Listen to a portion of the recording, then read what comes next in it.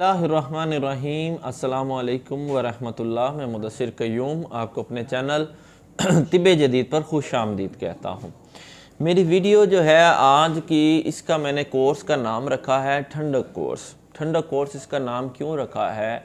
जिन लोगों को खुद साख्ता मादा खारिज हो जाता है, यानी कि एहतलाम बहुत ज़्यादा होता है, मादे का खुद ब खुद खारिज हो जाना, इसको एहतलाम कहते हैं।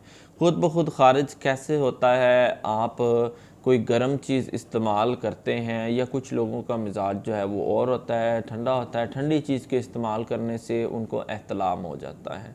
एहतलाम क्या है कि आपने कुछ ऐसा खा पी लिया, या कोई ऐसी फ़िल्म देख के सोए, किसी ऐसी सोच के साथ, बुरी सोच के साथ सोए हैं, और रात को आपका जो है वो मादा खुद ब खुद ही खारिज हो गया।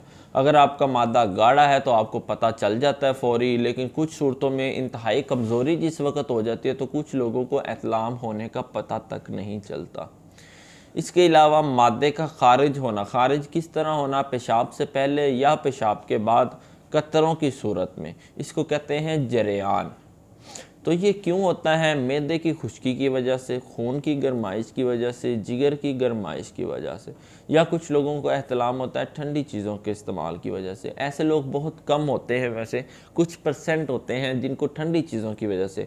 मेजॉरिटी, ज़्यादातर जो लोग हैं उनको गर्म चीज़ों की वजह से ही एहतलाम होता है। तो पहले तो तशख़ीस है, आप अपने मिजाज को ख़ुद समझ लें। अगर आपको नहीं समझ आ रही, मेरे साथ रब्ता कर लें।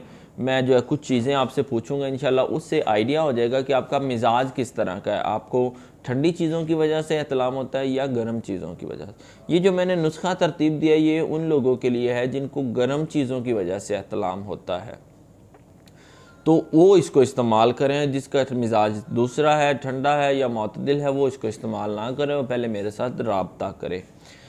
अब इस नुस्खे का काम क्या है? ये नुस्खा आपका जो मादा खारिज होता है खुद साख्ता, उसको ख़त्म करेगा। आपको कतरे आते हैं पेशाब से पहले या पेशाब के बाद, उसको हल करेगा।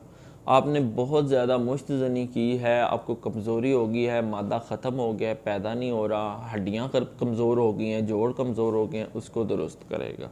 आपके जो गाल पिचक गए हैं, इनको भरेगा। जिस्म में फुलावट आएगी। जो आपके दिमाग की खुश्की होगी या मादा खारिज करने की वजह से, उसको दुरुस्त। जो बंदा चाहता है कि वो मुश्तज़नी छोड़ दे लेकिन उसकी वो आदत नहीं छूट रही, इस नुस्खे के इस्तेमाल से उसकी वो आदत भी छूटेगी, क्योंकि ये उसके अंदर की शहवत को, गर्माइश को नॉर्मल ले करेगा, कम करेगा। तो ये इंशाल्लाह नुस्खा आपके लिए इंतहाई फ़ायदेमंद साबित होगा।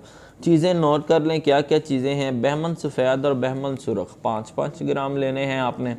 बीज बंद के दाने लेने हैं 10 ग्राम। समंदर सूख ये आपने लेनी है 10 ग्राम। गूंद किक्कर 20 ग्राम। सतावर 10 ग्राम। इन सारी चीज़ों को अलग-अलग आपने पीसना है। टोटल 6 चीज़ें हैं, मिकदार वो जो मैंने बताई है उसके मुताबिक अलग-अलग पीसने के बाद अच्छी तरह मिक्स कर लेना है। सुबह खाली पेट 1 चम्मच ताज़ा पानी के साथ या दूध के साथ इस्तेमाल करेंगे।